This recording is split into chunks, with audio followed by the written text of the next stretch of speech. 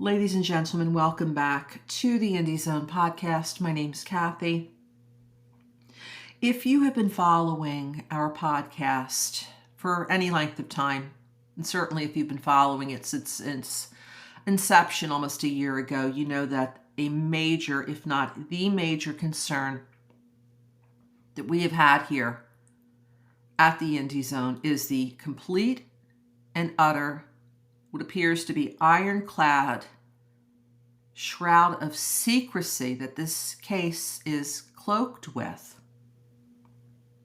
One only has to go over the case summary page to see the large volume of documents that are under seal. On top of that, there is a non-dissemination order that's been in effect since the first week that this case was initiated.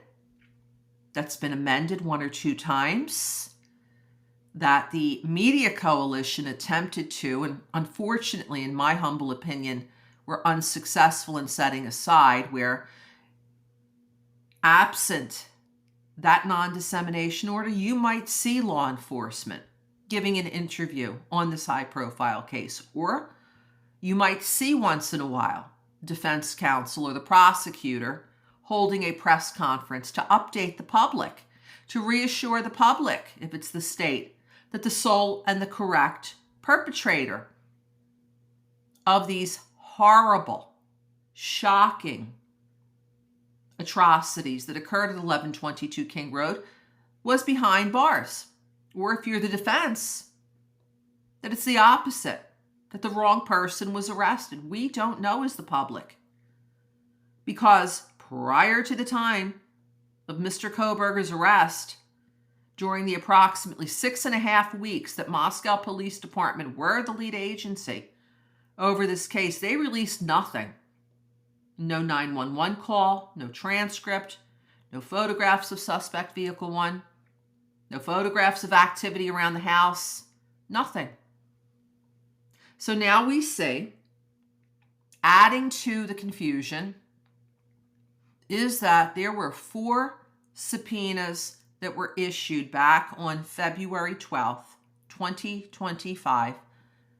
Who issued them? We don't know. What are they for? We don't know.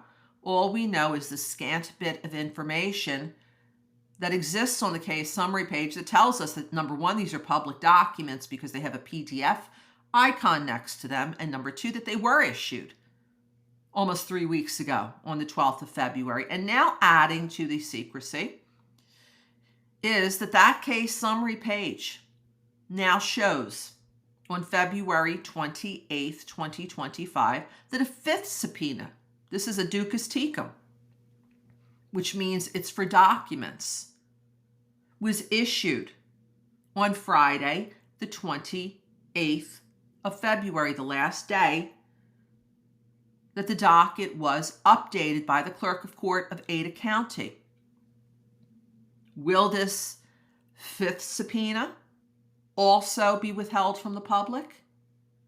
You know, we got an order, as we went over in the last episode of the Indie Zone, that right before close of business, at about 11 minutes before 5 p.m., an order from Judge Stephen Hippler popped up on the docket, retroactively determining that all of the defense's motions in limine filed the 24th of February, and along with the state motions in limine filed the 24th, would now be retroactively under seal. Is this going to happen with these 4 subpoenas that were issued almost 3 weeks ago, and now this 5th?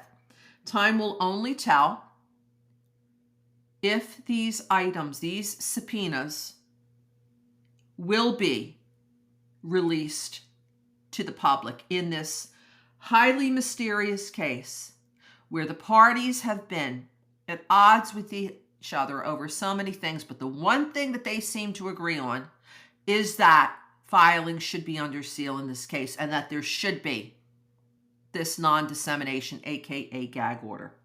This is Kathy. Thank you for joining us here today at the Indie Zone podcast.